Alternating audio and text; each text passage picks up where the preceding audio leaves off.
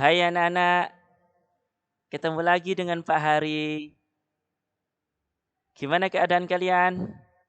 Semoga sehat selalu ya. Tetap semangat untuk pembelajaran daring dimanapun kalian berada. Assalamualaikum warahmatullahi wabarakatuh. Pada pertemuan kali ini Pak Hari akan menyampaikan tetap pada pelajaran 3 yakni sholat tahajud, melainkan yang dibahas kali ini adalah waktu sholat tahajud. Kapan sih Pak waktu sholat tahajud itu paling baik dilaksanakan? Waktu sholat tahajud paling baik dilaksanakan adalah di sepertiga malam terakhir. Yaitu sekitar pukul 00.40 dini hari sampai 04.00 pagi. Ya. Sholat tahajud dilaksanakan pada malam hari sesudah bangun tidur. Kemarin diterangkan Pak Hari ya bahwa kalau kita tidak tidur melaksanakan sholat tahajud maka belum bisa dinamakan sholat tahajud. Ya. Sekarang bagaimana Pak cara kita melaksanakan sholat tahajud? Saya kepingin banget Pak melaksanakan. Tata caranya adalah sama dengan cara sholat fardu nak. Baik gerakan maupun bacaan, hanya saja perbedaannya adalah ada pada niat dan doanya. Ya. Kalau sholat fardu mungkin usolli fardhu duhri. Ya. Kalau sunat tahajud, ya sholat sunat tahajud, usolli sunnatat tahajudi dan seterusnya. Selanjutnya sholat tahajud dikerjakan setiap 2 rakaat ditutup dengan salam. Ya. Berapa Pak minimal kita melaksanakan sholat tahajud? Paling sedikit kita laksanakan 2 rakaat saja. Cukup. Dan kalau kita mampu, ya boleh melaksanakannya sebanyak mungkin. Tidak dibatasi maksimal rakaatnya. Ya, semampu kita. Semakin banyak tentunya semakin baik. Tata cara salat tahajud yang lebih rinci lagi. Yang pertama niat nak, jelas. Usalli sunnatat tahajjud rak'ataini lillahi ta'ala. Yang artinya aku niat sholat sunnah tahajud 2 rakaat karena Allah Ta'ala. Takbiratul ihram. Allahu Akbar. Kabira walhamdulillahi kathira. Wa subhanallahi bukratan wa asila. Inni wajjahtu wajhiya lilladzi fataras samawati sampai seterusnya. Ya, itu takbir disambung doa iftitah.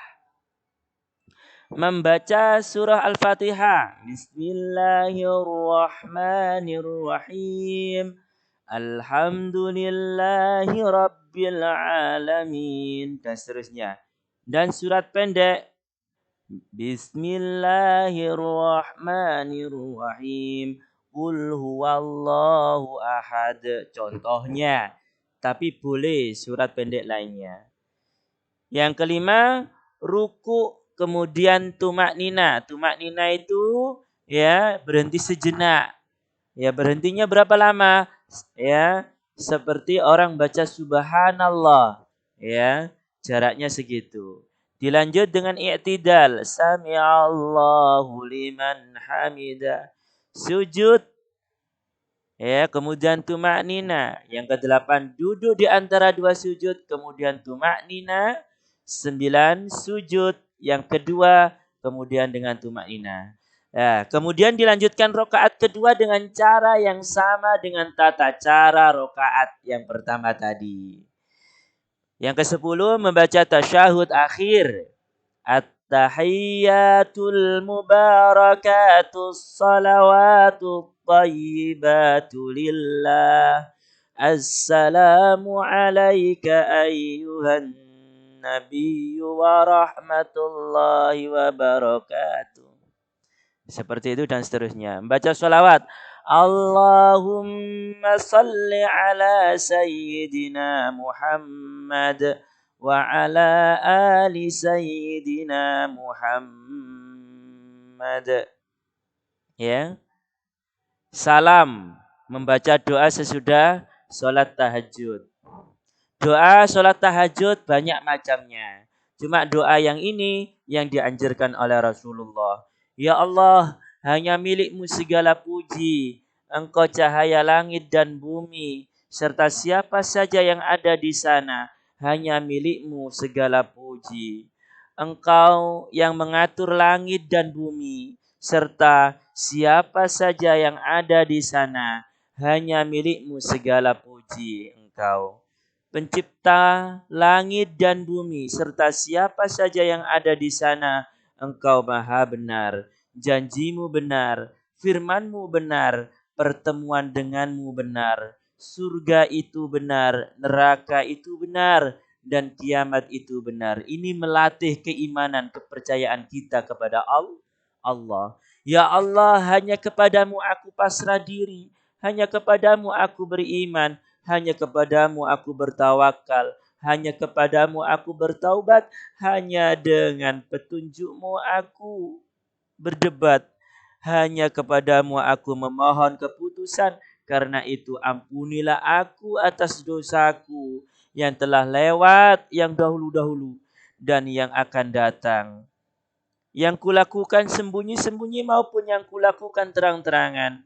Engkau yang paling awal dan yang paling akhir. Engkau Tuhanku, tiada Tuhan yang berhak disembah kecuali Engkau. Doa ini diriwayatkan oleh Imam Muslim dan Ibnu Majah serta Imam Ahmad. Anak-anakku sekalian, di samping kita bisa menjalankan sholat sunnah tahajud, namun jangan lupa syarat sah sholat. Satu, pastikan badan kita suci.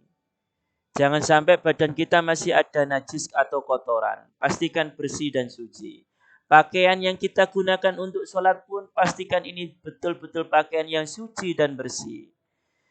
Ya, suci tempat ibadah kita, tempat sholat kita dari hadas dan najis. Jangan sampai ada kotoran cicak, kotoran hewan, atau lain sebagainya. Ya, karena kalau ada satu saja yang Pak Ari sebutkan tadi, maka sholat kita tidak sah. Perlu kita perhatikan juga, ini bentuk kehati-hatian dalam beribadah. Kenapa Pak harus berhati-hati? Karena ini bukti keseriusan kita untuk taat kepada Allah. Kadang kita tanpa kita sadari najis yang kadang kita remehkan, misalnya air kencing yang terciprat di celana nggak terasa, atau keputihan perempuan yang menempel di celana dalam, semua itu najis ya nak. Ya, maka harus kita ganti dengan pakaian lain. Jika menempel di pakaian kita, maka tidak sah sholat memakai pakaian tersebut. Jika kita ragu-ragu, tadi kena najis apa enggak ya? Ayo, saya kok ragu-ragu.